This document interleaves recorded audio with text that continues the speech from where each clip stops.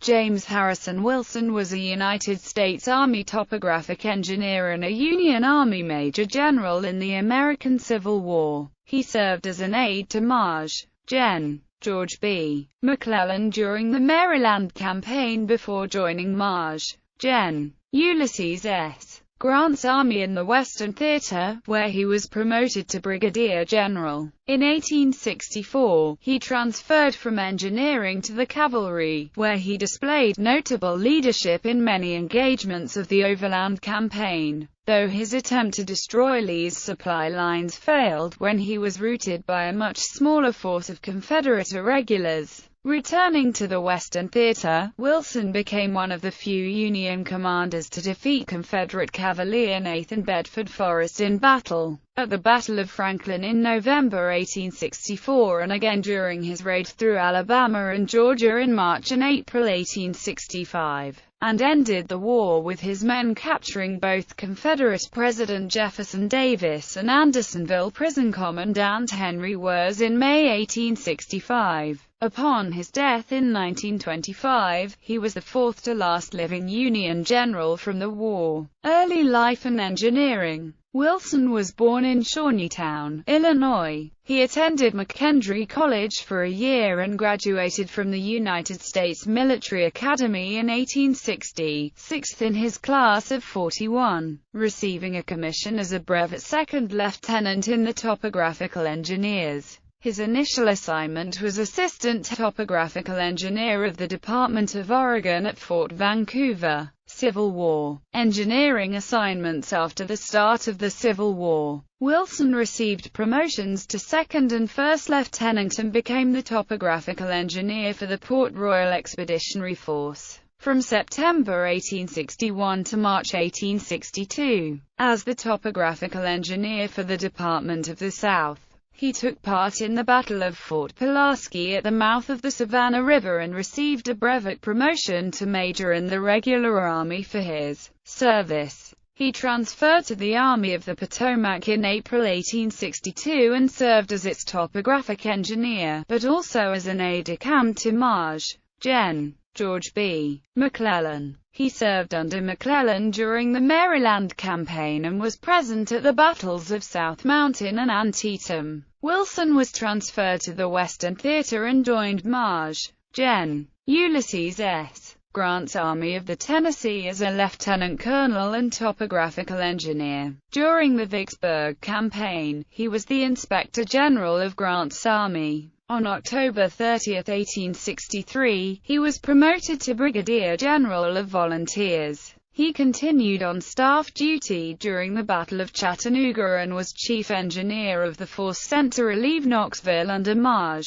Gen. William T. Sherman. Cavalry Commands. In 1864, Wilson switched from engineering to the cavalry. On February 17, 1864, he was assigned as Chief of the Cavalry Bureau in Washington, D.C. He was an excellent administrator and organizer, but his true talents turned out to be as a combat leader. Grant promoted him to Brevet Major General on May 6, 1864, and had him assigned to command a division of cavalry under Maj. Gen. Philip Sheridan, which he did with boldness and skill in numerous fights of the Overland Campaign and in the Valley Campaigns of 1864. General Wilson's ill-fated joint adventure with General Brigadier General August 5. Couch was launched through General Grant's strategy of interdicting Robert E. Lee's supply lines to Petersburg, Virginia. If this could be done, Lee would be compelled to abandon Petersburg. General Wilson was ordered to conduct a cavalry raid that would destroy the tracks of the South Side and Richmond and Danville railroads, and to destroy the key R&D Railroad bridge over the Staunton River. The raid began on June 22, 1864, with over 5,000 cavalry troops and 16 pieces of artillery.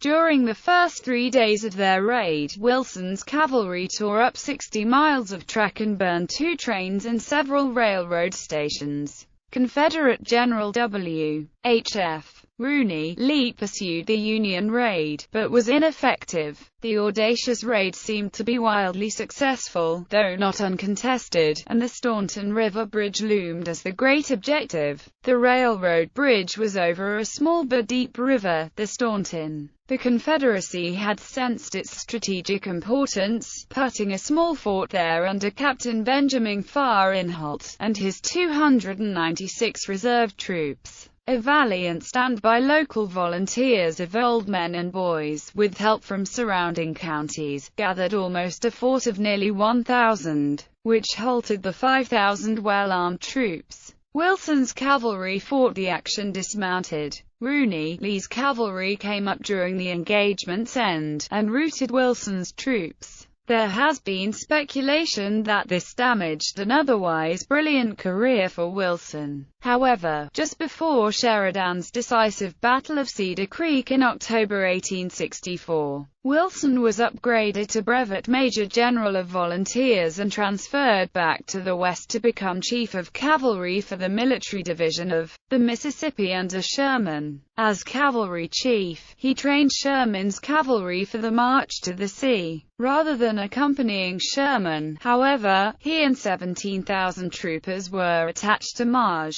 Gen. George H. Thomas's Army of the Cumberland for the Franklin-Nashville campaign in November and December 1864. His repulse of a flanking attack by Maj.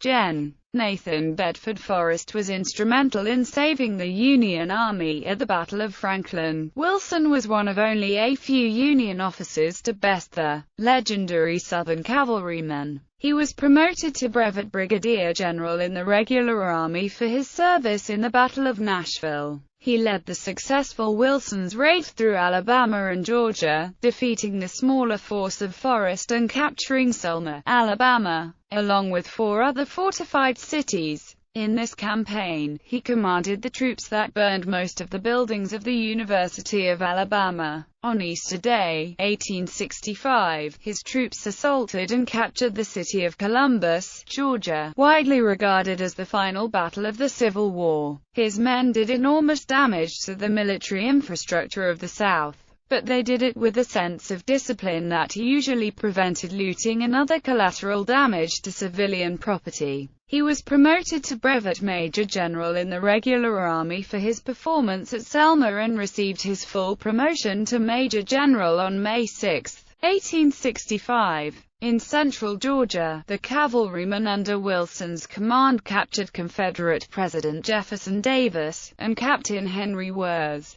the commandant of Andersonville, as he fled through Georgia in May 1865. Wilson's administration of post-war Georgia was regarded, in some cases, as enlightened. In his History of the State of Georgia from 1850 to 1881, the historian I.W. Avery remarks, "In many particulars the Federal soldiers acted very cleverly. Gen. James H. Wilson turned over to Gen. Ira Foster the Confederate mules, horses, wagons, and harness, for distribution to the poor, and Col. J. H. R. Washington of Macon was associated with Gen. Foster to aid in the distribution." On June 24, 1865, in General Order No. 31, General Wilson expressed appreciation to Foster and Washington, and relieved them of their authority, placing the task with Captain R. Carter, AQM, Cavalry Corps Military Division of the Mississippi. At the end of the war, Wilson reverted to the rank of lieutenant colonel and was assigned to the newly created 35th U.S. Infantry, but his duty assignments continued to be in the Corps of Engineers until he resigned from the Army in December 1870. Later life and wars.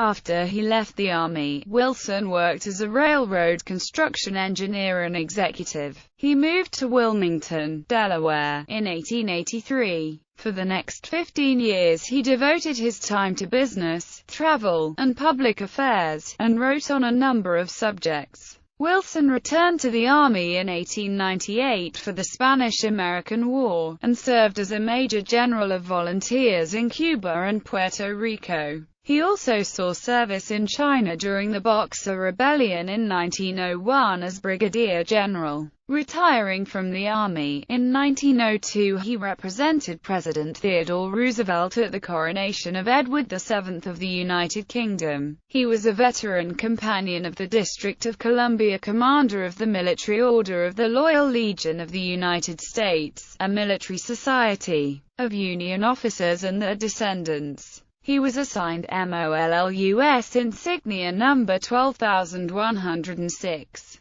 Wilson died in Wilmington, Delaware, in 1925, with only 3 Union Civil War generals living longer. He is buried in the Old Swedes Churchyard in Wilmington. Works: The Life of General U.S. Grant, General of the Armies of the United States. China. Travels and Investigations in the Middle Kingdom, a study of its civilization and possibilities, with a glance at Japan. Life and Services of Brevet Brigadier General Andrew Jonathan Alexander, United States Army. Heroes of the Great Conflict. Life and Services of William Farrar Smith, Major General, United States Volunteers in the Civil War. The Life of Charles A. Dana. The Campaign of Chancellorsville, Under the Old Flag. Recollections of Military Operations in the War for the Union, the Spanish War, the Boxer Rebellion, etc. The Life of John A. Rawlins. Lawyer, Assistant Adjutant General, Chief of Staff, Major General of Volunteers, and Secretary of War.